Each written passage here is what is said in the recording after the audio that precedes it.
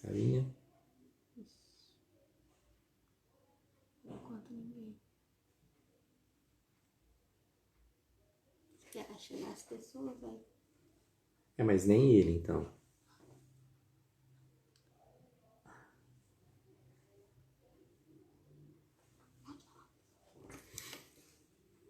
Olá, pessoal, tudo bem? Olá, tudo bem com vocês? Está aguardando o Marcelo. Aguardando o Marcelo chegar para a gente começar mais um bate-papo.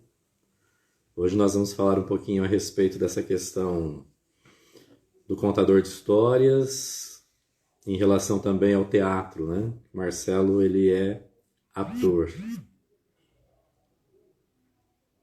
Tá chegando. Olá, Marcelo. Então, hoje nós vamos falar um pouquinho a respeito... Aí, o Marcelo chegou, Olá, tudo bem? Tudo bom? tudo bem? E Tudo você? tranquilo? Graças a Deus, tudo bem. O pessoal tá chegando aí. Beleza? Nós vamos, então, bater esse papo muito importante, essa diferença nossa aqui de geração, né? Eu serviria para ser seu pai. É, na época de escola, a tua mãe estudou, assim, praticamente no mesmo período que eu, né? Teu pai. Só que eu Ah, resolvi sim. ter filho depois. Vocês Resolvi ter filho trabalharam muito depois de juntos, né? velho, né? E trabalhando junto bastante tempo, né? Com a sua mãe. Uhum. Mas é um prazer, viu, estar recebendo você aqui. Vamos esperar, aguardar um pouquinho, o pessoal está chegando, Claro, para a prazer é gente meu, começar viu?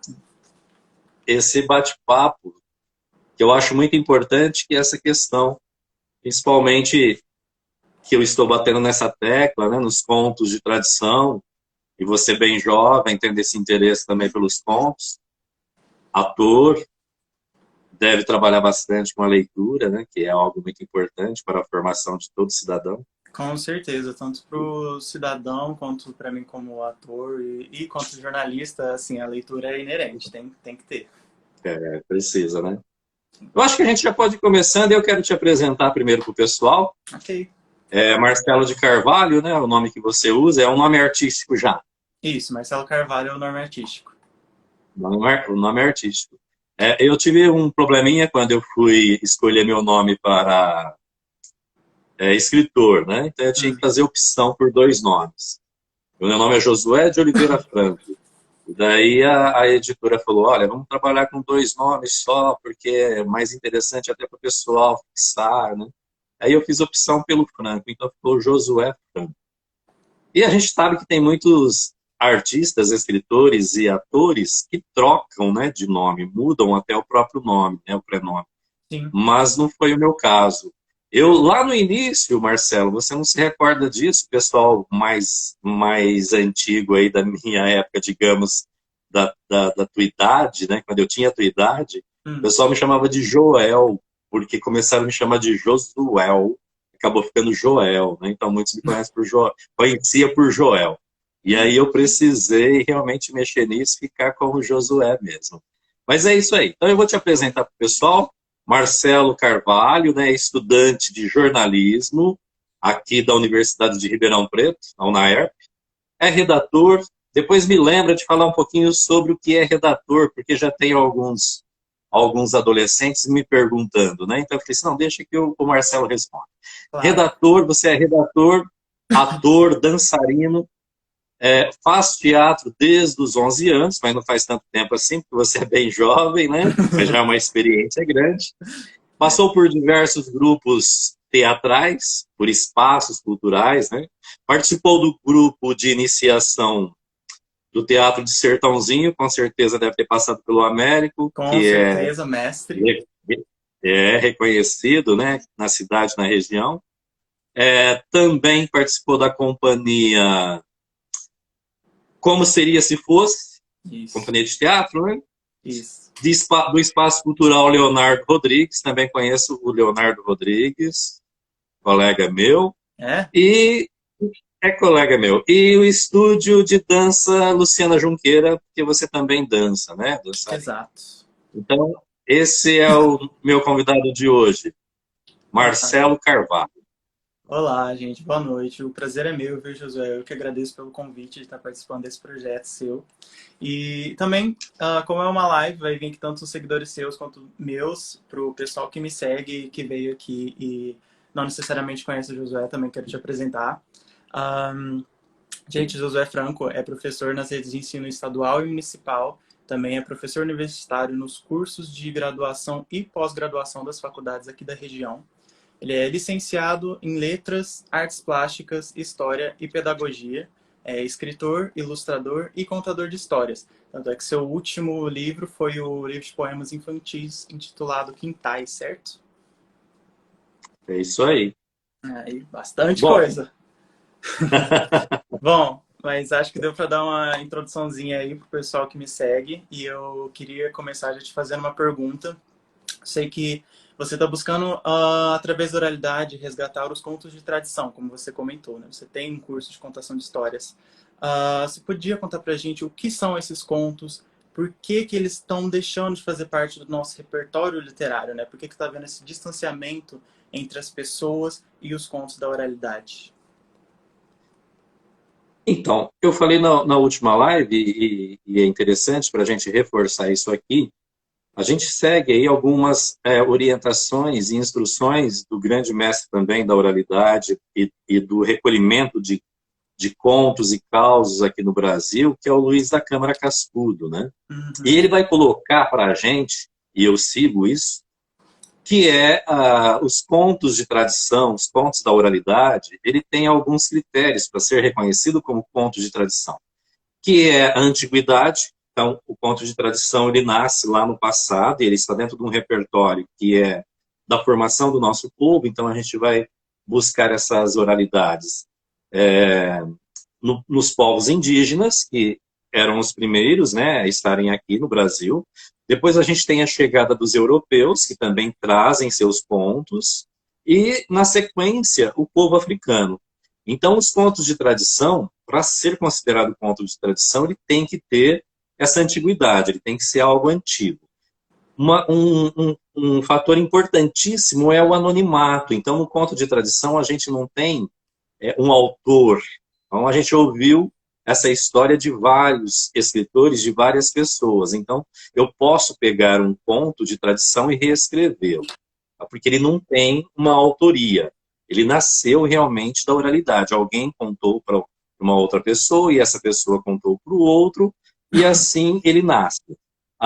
Ele está pautado nessa divulgação, por isso que eu estou batendo em cima disso, na divulgação através dessa oralidade. Então, o conto de tradição ele precisa ser divulgado.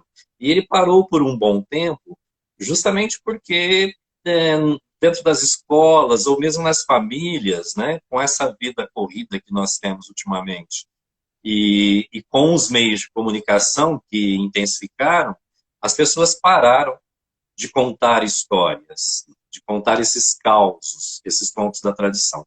Então ele foi perdendo o seu espaço. Então, e ele precisa ter persistência. Então, para ser conto de tradição, conto da oralidade, precisa ser antigo, precisa estar no anonimato, ser divulgado, estar na persistência, a gente precisa persistir com ele. E uma coisa importantíssima, que é a oralidade. Então, ele está mais focado na oralidade do que na história escrita.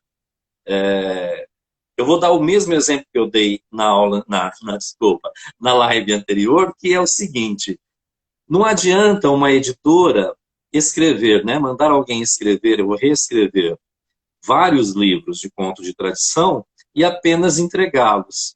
Então, seria muito mais interessante você contratar vários contadores de histórias para divulgar os contos de tradição, porque ele está pautado nessa oralidade. E ele foi se perdendo justamente por isso, Marcelo. Você é bem jovem, talvez a tua mãe também, teus pais, né? Seus pais são jovens.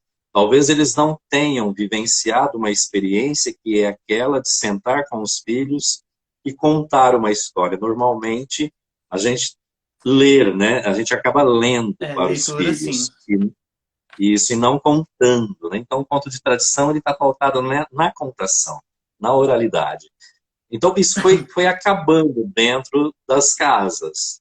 Eu cito muito, né, a minha casa, né, que eu percebi muito bem quando isso terminou em casa, porque meu pai contava essas histórias, né, os contos de Hum, tradição. Só que quando a televisão chega na minha casa, eu falo que a fogueira da história apagou, porque nós começamos a assistir televisão. E aí meu pai parou de contar histórias. E hoje a gente tem um fator mais agravante ainda, que a gente tinha televisão naquele período, mas a família ainda se reunia ali em torno dessa televisão.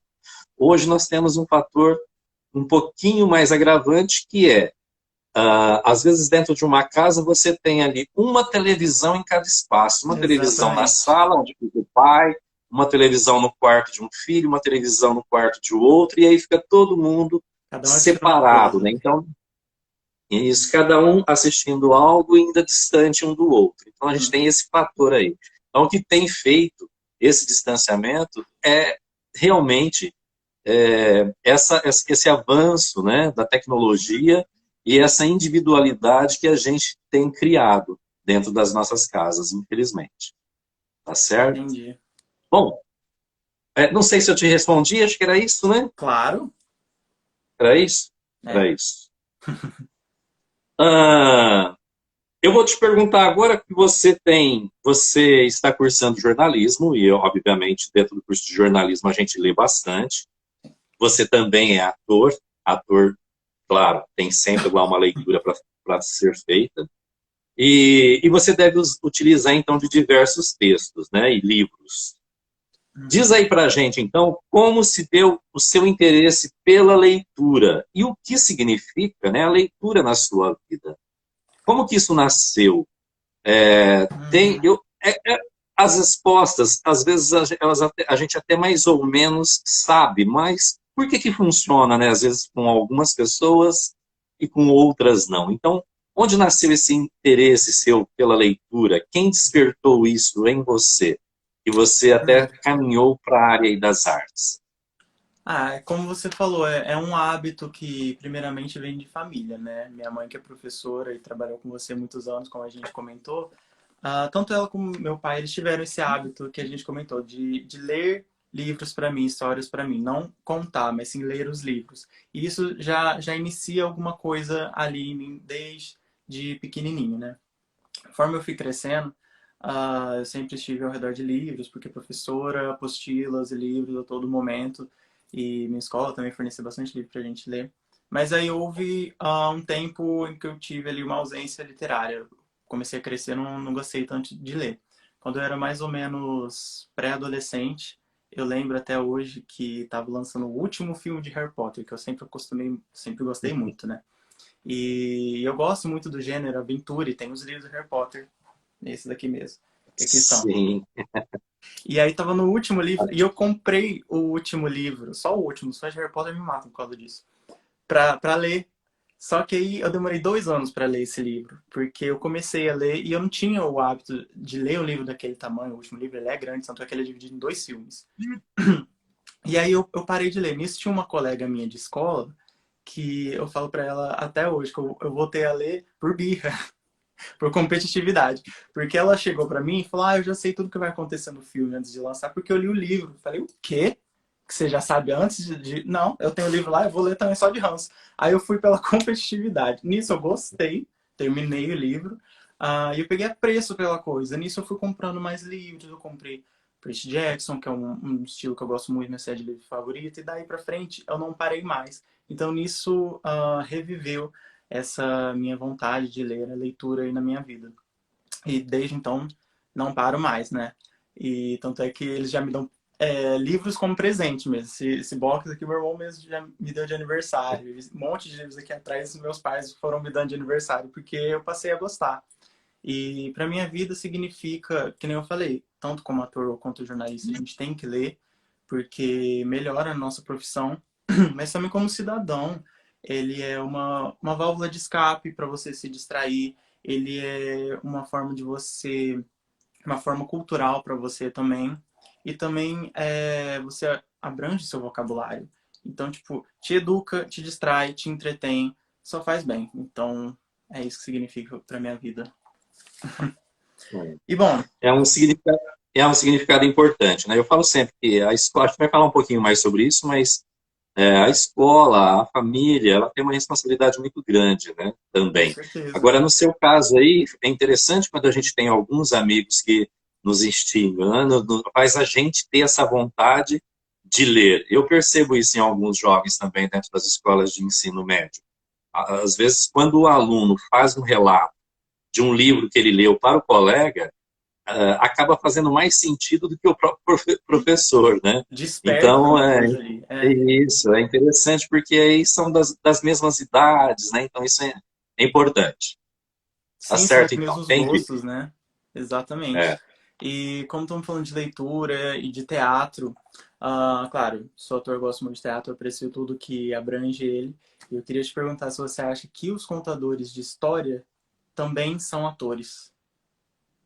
O que você acha? Então, talvez eu não vou te, digamos, deixar você muito feliz com isso, né? Porque eu trabalho muito em cima dessa questão que o contador de histórias, ele não precisa ser um ator, né? Nem ator, nem atriz. Uhum. E um dos fatos importantes que levam muitos, principalmente professores, né, e pais, a não contar histórias para os filhos, porque eles têm essa impressão de que contar história precisa usar de uma série de expressões, precisa ter uma boa dicção, precisa cantar, às vezes até tocar um instrumento, coisas que muitas vezes os atores acabam aprendendo em cursos ou sozinhos mesmo.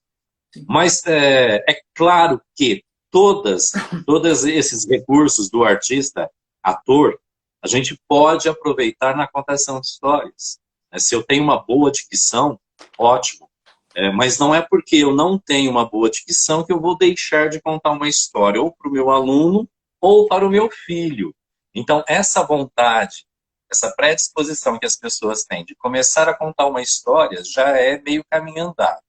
Agora, se ela quiser se aperfeiçoar depois, fazendo um curso, melhorando, né, sua oratória, sua forma de falar, sua dicção, modulando sua voz, trabalhando sua respiração e usando várias expressões, né, mudança de voz, aquela coisa toda que se aprende na dramaturgia, Sim. nas artes cênicas, é importantíssimo, né, que você usa, que você vai, obviamente, melhorar a sua história. Mas isso não quer dizer que são requisitos para você contar história. Então, se você tem aí um pai que não consegue mudar de voz, não consegue fazer expressões, mas tem essa predisposição, essa vontade de contar uma história para o seu filho, ele deve fazer isso. Então, a história está pautada na oralidade apenas. Eu não preciso usar de vários recursos. Então, o contador de histórias, ele não necessariamente precisa ser um ator. Agora, é claro, se a gente pegar você que faz teatro e pedir para você contar uma história, com certeza você vai usar desses elementos, desses recursos, e a tua história talvez ficará bem melhor do que de um pai, de uma mãe, de uma professora, de um professor que não tem essa habilidade. Tá certo? Não sei se você está me entendendo. Sim, Então, eu eu usei não na posso. contação de histórias recentemente, mas numa leitura em voz alta, por exemplo, que eu fiz parte de um Sim, projeto chamado Ler para Quem Não Pode Ler. E na hora de ler as vozes, justamente. as falas, os personagens, você vai modular, você vai usar ferramentas das Isso. artes cênicas, né? É isso mesmo. Então, eu posso usar desses recursos todos. Né? Se eu sei tocar um instrumento, eu posso incluir um instrumento, uma música durante a minha contação. Se eu sei imitar alguma coisa, eu posso fazê-la também. Agora, não necessariamente eu preciso ter esses requisitos para ser um contador de histórias. Sim. E a minha intenção não é que nós tenhamos contadores de histórias especializados. Nós precisamos resgatar a narrativa, a narração dentro das casas, dentro dos lares. Então, qualquer pessoa pode estar contando uma história para um filho, uma criança, um adolescente, ou mesmo adultos. Eles podem sentar e contar ali, né? Partilhar de uma história vivida. A gente faz isso corriqueiramente, né? No dia a dia a gente conta muitas histórias assim de coisas pessoais que Pro acontecem no dia da amigo, gente. Isso, isso. Agora, falta a gente ir para esse campo da fantasia, da imaginação, porque a criança, o adolescente, eles precisam disso ainda. Mais a criança ainda, né? A Sim, criança precisa muito dessa forma de contação de histórias através do trabalho com o faz de conta, com o imaginário. Então, contar histórias não necessariamente, para eu contar uma história, eu preciso ser um ator. Agora, é claro que se eu tiver esse conhecimento, eu posso utilizar desses recursos dentro dessa narração, dentro dessa narrativa, tá certo? com certeza. Esse, aliás, é um recado que eu dou para todos os alunos meus, porque normalmente, a hora que começa o curso de contação de histórias, a pessoa fala assim, ai, mas eu não tenho essa habilidade, eu não nasci para isso. Não, mas você fala, você tem voz, né? Então você tem o seu corpo e a sua voz. As expressões, né? Uma dicção, a modulação de voz, isso você vai melhorando com o tempo. Mas contar, narrar alguma coisa é importantíssimo e eu espero que todos, né, façam isso, independente de ter feito um curso ou não, que é a oralidade, é esse aconchego, é aproximar as pessoas do contador, né, da pessoa que está ali narrando. Sim. É,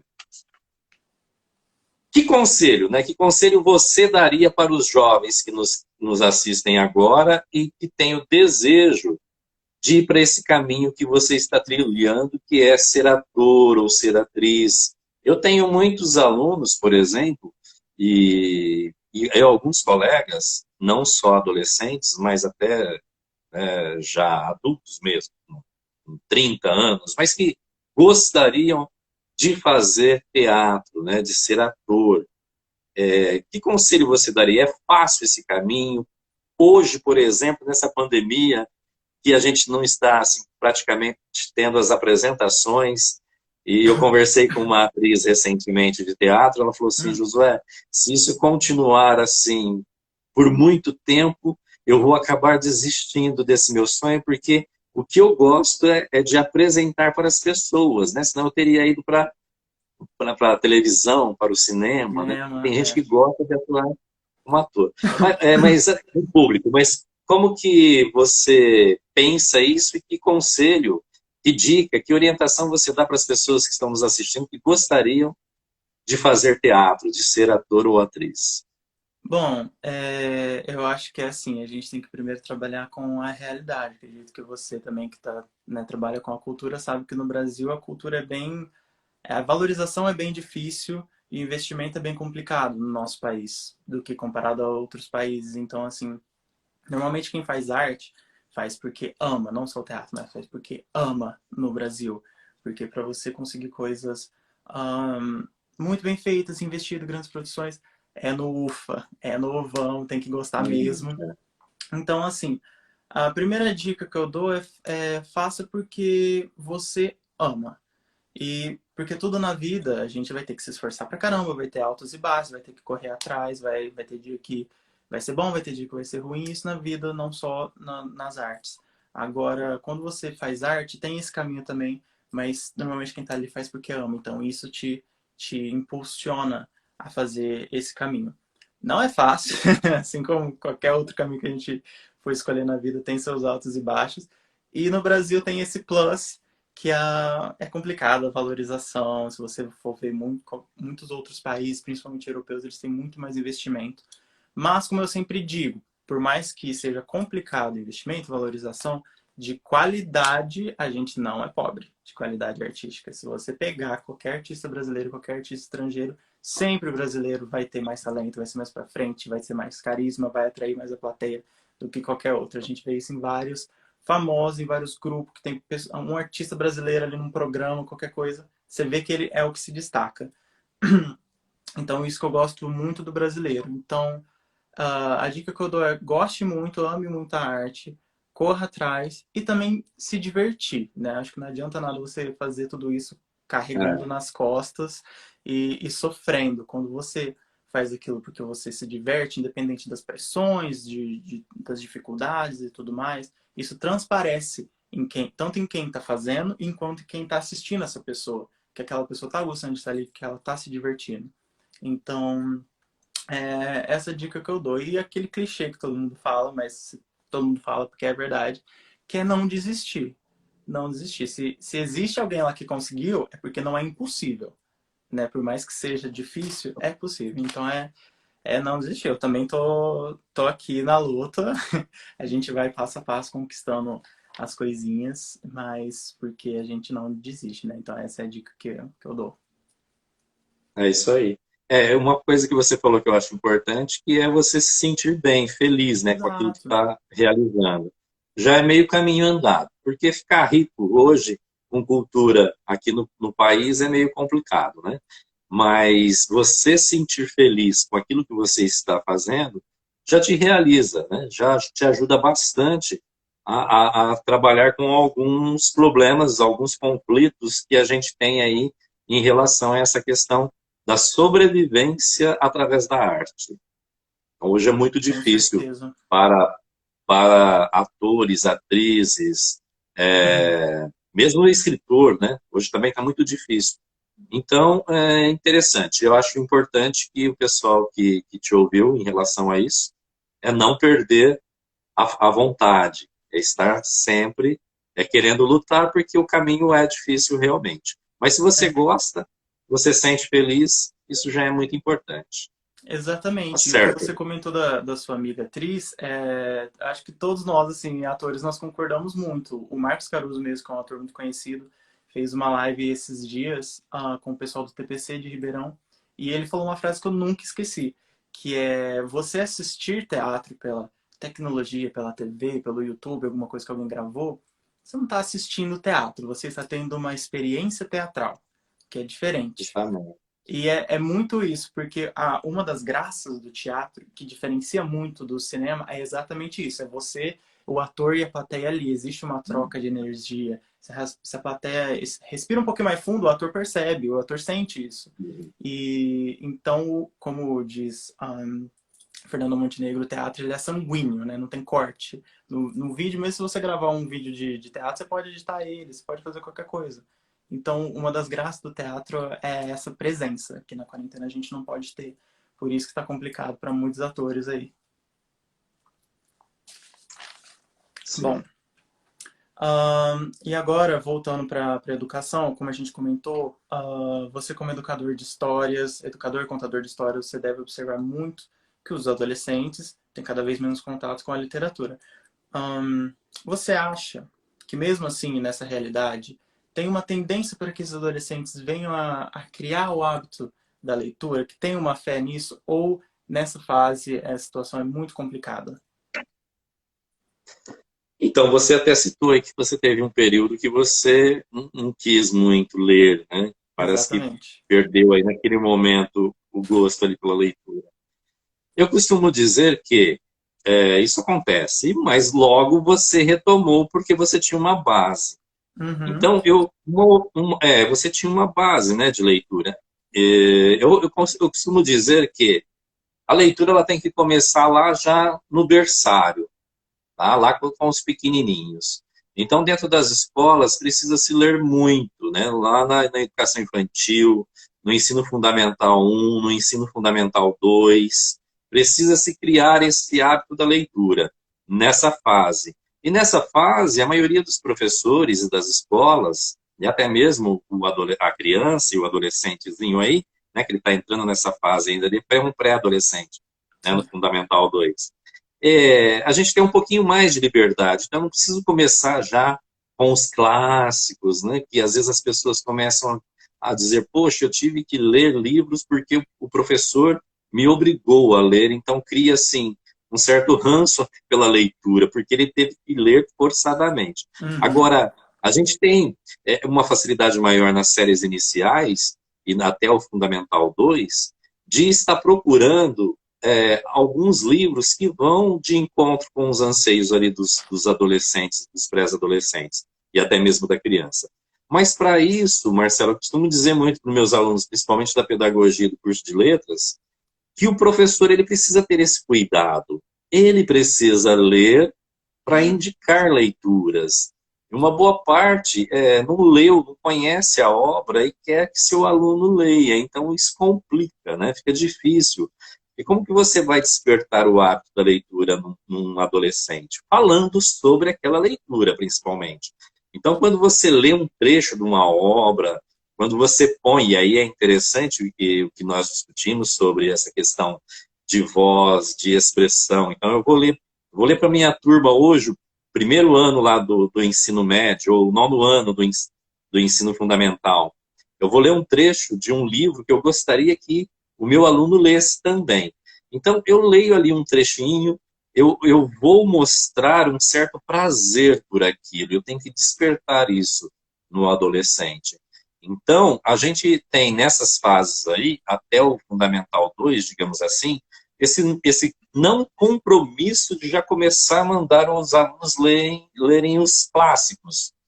Se ele criar esse hábito da educação infantil até o final do Fundamental 2, se ele criar o hábito da leitura, quando ele chega no ensino médio, ou quando ele vai prestar um vestibular, isso já está mais tranquilo para ele, porque ele já aprendeu a ler, ele já gosta de fazer isso. Com Agora, certeza. você começar a querer que um adolescente comece a ler, sem ele ter passado, né, por essa experiência toda, da educação infantil, do Fundamental 1, do Fundamental 2, vai ficar muito difícil, porque ele não criou esse hábito. Agora, claro, eu sou professor, essa responsabilidade é da família e da escola.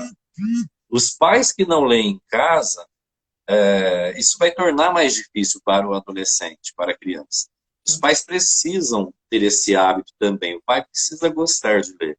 E aí, assim, eu acabo até dando umas dicas, né, que não seria, digamos, as mais adequadas, mas eu falo assim, mesmo que o pai não goste de ler, né, mesmo que ele não faça essa leitura, vez ou outra, dentro de casa, ele precisa pegar um livro, ele precisa folhear esse livro, ou uma revista, né, um jornal físico hoje já está meio difícil, mas ele precisa mostrar para o seu filho que a leitura é importante. E a criança precisa ter, né, o adolescente precisa ter esse modelo de leitores. Então, estar com o livro na mão lendo, seja o pai, né, seja a família, ou a escola, ou o professor, isso é muito importante. E às vezes eu vejo dentro de casas que nem livros existem. E aí eu volto a dizer, a gente tem, qualquer criança hoje tem um celular praticamente. Né? Qualquer criança tem um celular. E eu estava comentando hoje com uma amiga minha, porque ontem eu contei uma história para ela através do celular de um conto de tradição, né? Que o filho dela estava junto, ela falou, conta para ele ouvir. E aí eu comecei a contar a história e falar muito sobre bicho, né? Os contos de tradição tem muito também sobre essa questão dos bichos, da época em que os bichos falavam, mas esses bichos praticamente somos nós, né? Os seres humanos, né? E aí o que acontece? Eu estava falando para ela, hoje a gente lê muito. Todo mundo lê. Lê e escreve, mas é sem qualidade. Então, todo mundo tem seu celular, lê coisas o dia inteiro, escreve coisas o dia inteiro, mas assim, infelizmente, com pouca qualidade.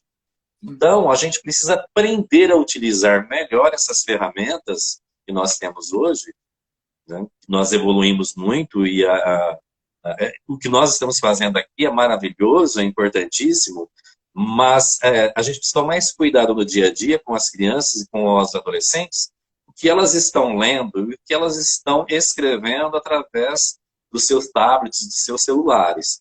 Então, uma dica para que a gente melhore isso é realmente o professor fazer uma pesquisa, ou mesmo os pais, de autores, principalmente autores brasileiros, né, que eles escrevem, que está assim, chamando a atenção dos nossos adolescentes e acabar indicando esse tipo de leitura. Então, o trabalho feito dentro das escolas, a manutenção das salas de leituras, a manutenção das bibliotecas, um momento de leitura que as escolas propõem durante a semana, isso precisa ser sempre instigado, trabalhado, para que o aluno perceba a, a importância da leitura. E a gente ler para ele, o professor, e mesmo em casa, os diversos gêneros que tem dentro da literatura, para que o adolescente vai buscando um caminho e entendendo o que melhor ele gosta, né? Aquilo que chama mais a atenção dele. Então, se ele conhece apenas um gênero, se ele pega um professor que gosta apenas de um gênero da literatura, ele vai ficar prejudicado com isso. Em casa também, se você tem lá os pais que gostam apenas de um gênero textual e só lê aquilo, a criança e o adolescente não tem oportunidade de conhecer outras formas de leitura, outros gêneros textuais. Então, a gente precisa focar nisso. E se a gente fizer uma pesquisa, aí não dá para a gente falar isso aqui, porque, né, a gente iria demorar um pouquinho, mas qualquer pai, qualquer professor que quiser fazer uma pesquisa na internet, ver o que os alunos gostam de ler hoje, né, o que eles estão lendo. Então dá para você fazer um apanhado de literatura boa, sim. Tem muita coisa boa que o aluno, que o adolescente gosta de ler no momento. Então a gente precisa tentar propiciar isso para ele. E é o papel da família e da escola, porque se a família não fizer a sua parte, a escola também, o aluno fica muito à vontade, né? O adolescente fica muito à vontade, e aí ele vai acabar lendo uma porção de literatura desnecessária, digamos assim, através aí das redes sociais. Tá certo? Sim.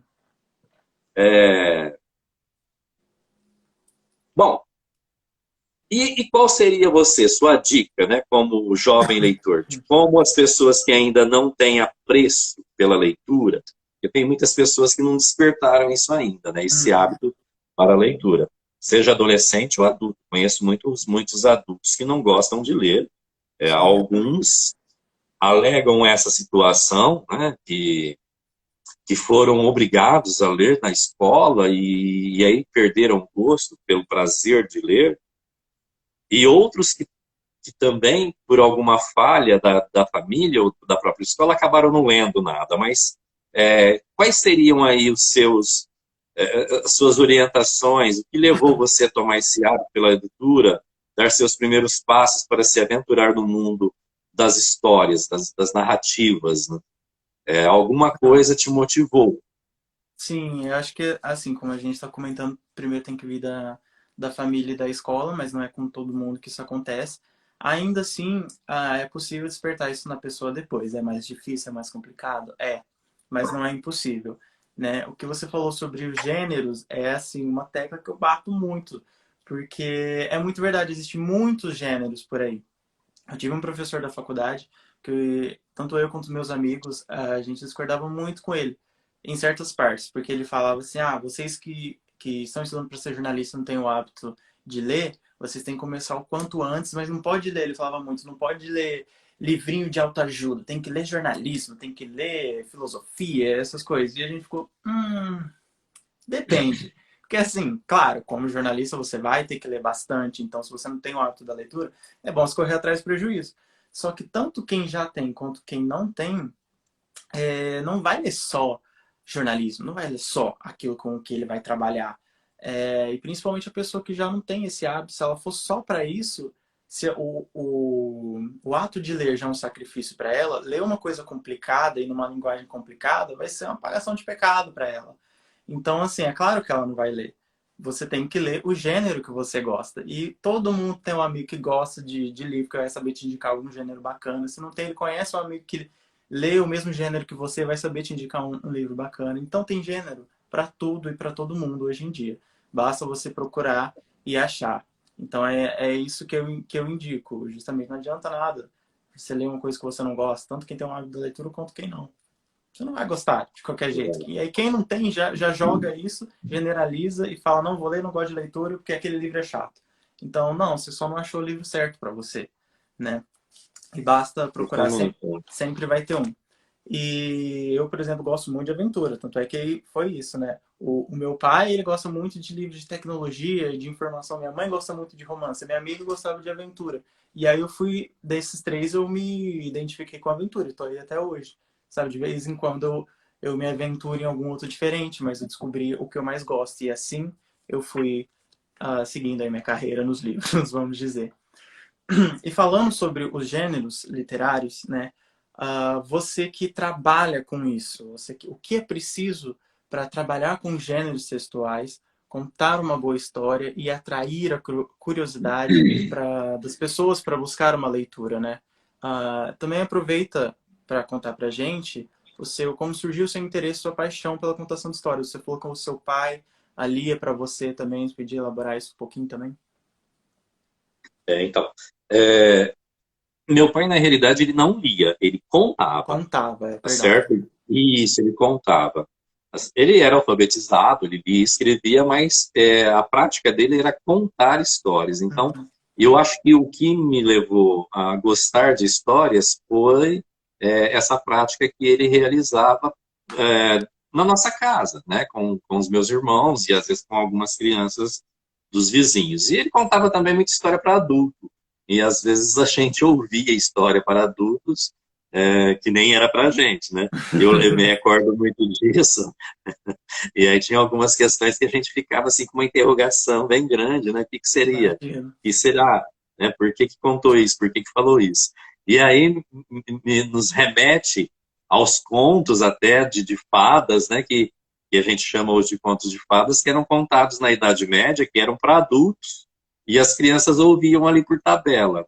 Depois que os irmãos Grimm foram melhorando esses contos, mas os contos esses clássicos da literatura de fadas, por exemplo, eles eram praticamente contos de terrores, né, lá no passado, porque eles eram para adultos. Depois que eles foram amenizando e chegaram nessas versões que nós temos até hoje, e algumas depois pelas versões da Disney, né, que deu uma açucarada boa, né, em tudo isso Boa aí. açucarada, é. E aí a gente acabou contando isso para todo mundo, né? Todo mundo pode ouvir hoje um conto de fadas.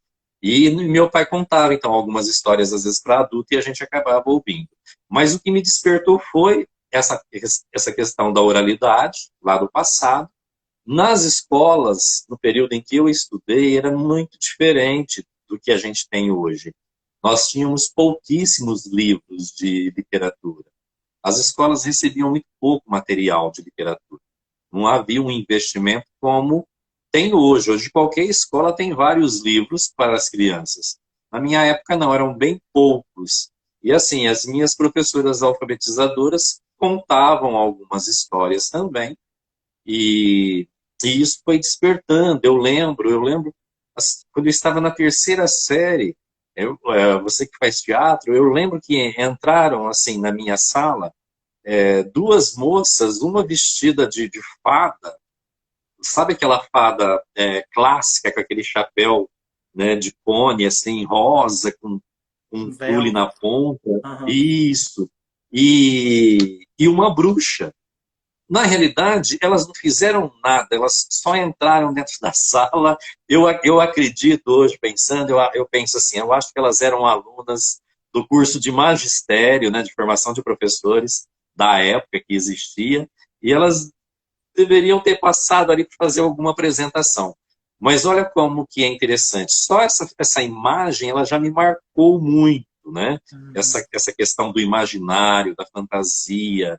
Então, esses professores não tinham tanto recurso, eles não tinham tantos recursos como nós temos hoje nas escolas, que são os livros, né, paradidáticos que o governo tem mandado e as escolas às vezes adquirem.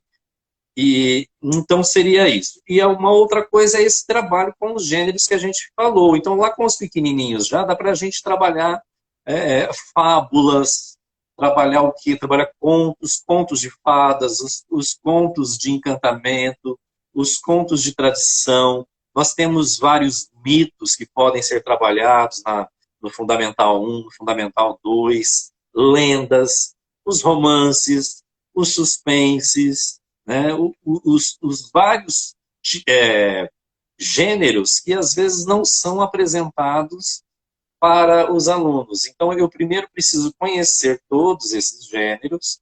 Alguns escritores hoje acabam dizendo que no mesmo conto você encontra, e realmente uma verdade, você encontra às vezes no mesmo conto uns 2, 3 gêneros diferentes. tá? Dá para mesclar, e tem alguns escritores que eles vêm por um caminho, depois eles passam por outros, né? Isso é possível. Mas a criança e o adolescente, ele primeiro precisa conhecer essa diversidade de gêneros textuais que nós temos, e também de suportes, né? Porque assim, eu falo que, às vezes, eu levo para os meus alunos livros. O livro físico é muito importante dentro da sala de aula. Com E tem certeza. aluno, tem uma passagem interessante, e certa vez eu levei um livro desses de enciclopédia, sabe aqueles livros grossos de capa dura, que Uhum. tem pessoas que têm até hoje ainda nas estantes, enfeitando as estantes. Eu levei para a sala de aula para ler um trechinho, né, para os alunos, e aí um dos alunos falou assim: professor, lá na casa da minha avó tem esses negócios aí, eu nem sabia que era livro, porque eles ficavam tudo juntinho um do lado do outro, mas Parado. nunca ninguém, olha, nunca ninguém havia tirado o livro, né, para mostrar para aquela criança, para aquele adolescente. Então, o professor, infelizmente, digamos assim, sobrou muito, é uma tarefa muito grande para ele, uma vez que as famílias acabam não fazendo isso. Então, contar histórias acabou sobrando para o professor, ler esses diversos gêneros acabou sobrando para o professor. Então, aqui vai até um apelo: as famílias precisam ajudar os professores, né, nessa questão da leitura, no desenvolvimento da leitura. Então, Sim. ter ali em casa sempre um livro à disposição das crianças, ter os cantinhos de leitura. Então, dentro das casas, pode ter lá um livro, uma revista ao alcance, né, dessas crianças. E você disse que você ganha livros de presente de aniversário. Sim. Os pais deveriam também, né, junto, de repente, com um outro brinquedo que a criança quer ganhar, mas sempre ofertar algum material de literatura. Eu também lembro da minha primeira coleção de livros, né, da literatura, que foram os clássicos da literatura, né, e eu me recordo até hoje, né, das imagens, dos textos. Então, isso faz parte da formação aí das crianças. Então, focar nisso bastante, ler, trazer bastante gêneros, trabalhar com esses diferentes gêneros para que a criança ou o adolescente tome gosto por algum, né? Por exemplo, eu tenho alunos, como eu tenho postado muito poemas, né, declamados ou lidos, então eu já tenho resultado de alguns alunos que estão fazendo isso também e me mandando textos escritos por eles. Então, é Olha uma só. forma de você, uma forma de você incentivá-los à Sim. escrita e à leitura. Então, a gente tem que trilhar por esse caminho, mas aí fica a dica para os pais que estão nos ouvindo, que a escola é importantíssima, mas a família tem também esse dever de nos auxiliar na leitura e na escrita das nossas crianças e dos nossos adolescentes. Sim, eu lembro até hoje quando o meu pai tirou uma enciclopédia da estante, era uma toda vermelha, eu lembro. E aí ele falou, antes de ter o Google, a gente consultava a enciclopédia para saber das coisas. Eu, o Justamente, quê? né? Como assim? Como vocês viviam sem Google? É verdade. Mas vamos lá, ó. Você acha que o teatro e as artes em si, elas podem contribuir para a vida de uma pessoa, né? Melhorar essa vida, mesmo que essa pessoa não trilhe aí o caminho artístico, que é o teu caso, que está aí, se você está Uhum. fazendo teatro, dança, mas fora isso, as artes em si, né? A música, a poesia, o cinema, o próprio teatro, o que isso pode trazer de benefício para as pessoas, e a gente quer ouvir de você que é bem jovem ainda, né, e está aí trilhando esses caminhos.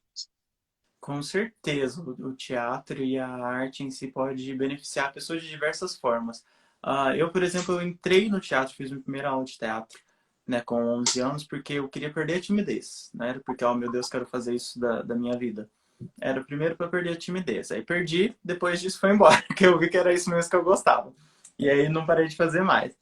Mas pode ser, para perder a timidez. Eu tenho uma prima que é professora, ela chegou para mim, ela falou: "Eu sou professora, eu quero melhorar a forma como eu me comunico em público, você acha que o teatro é bacana? Eu falei, com certeza, entendeu? Eu falo assim, não, o teatro não é só pra louco que nem eu. Eu falo que quer fazer isso pro resto da vida.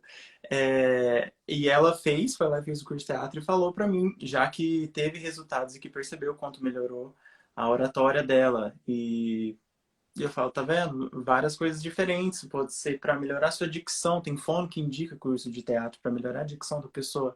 A respiração, projetar a voz, a articulação. Ahn, Também, principalmente quando é criança, o exercício do teatro, ele te ajuda a criar diversos valores, né? Valores de Sim. disciplina, porque você tem horários, você tem dias, você tem compromissos, você tem funções. Valores de companheirismo, porque você depende do outro amigo para, sei lá, dar deixa para você falar, fala. Você depende daquele figurino, de repente o Ai, outro te ajuda a maquiar. Nem que você for falar sozinho, for fazer um monólogo. Você precisa do cara da luz para acender a luz para você, do cara para abrir a cortina para você, para colocar o som na hora certa. Então gera valores de companheirismo assim que você não usa só no teatro, você usa na vida inteira, né? Então ele pode te beneficiar de várias formas. Tem um outro primo meu também, ele falou que sempre ficou nervoso para apresentar trabalho na faculdade. Eu falo, cara, vai fazer. Tem cursos de oratório para te ajudar nisso, tem curso de teatro para te ajudar nisso. Então, não é só para quem quer seguir carreira de ator, ela pode beneficiar de diversas formas pessoais, as pessoas, né?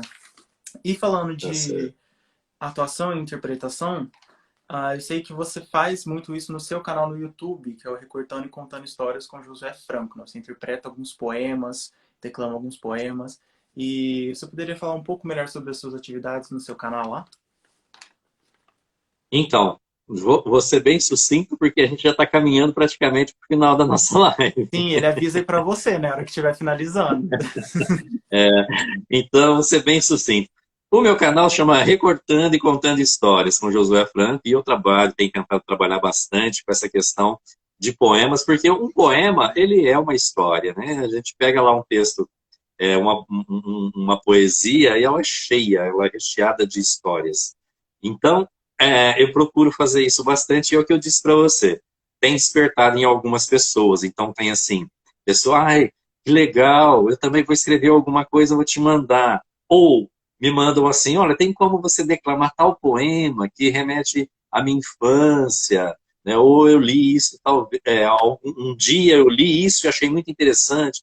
Então, eu acho que isso já ajuda bastante, né? Esse despertar esse olhar para a leitura Com e para a certeza. história. Mas o meu trabalho, eu trabalho muito com recorte, colagem durante a contação, que são, assim, formas da gente criar elementos surpresas durante a contação, principalmente lá com as crianças. Vamos pegar aqui, por exemplo, não sei se você consegue ver aí, ó. Então tem aqui, dentro da história, eu tenho lá a contação, e aí vai nascer, por exemplo, um bichinho desse ovo. Tá? Então, durante a contação, eu vou trabalhando com esses elementos surpresa. Tá Ilustra a certo? história, né? Aqui eu tenho, por exemplo, um patinho que era muito feio, né? Da história do patinho Fantástico. feio. E, de repente, ele vai crescendo, né? A gente conhece mais ou menos a história. Eu estou fazendo aqui rápido, tá? Para a gente Uhum. não perder aí o tempo.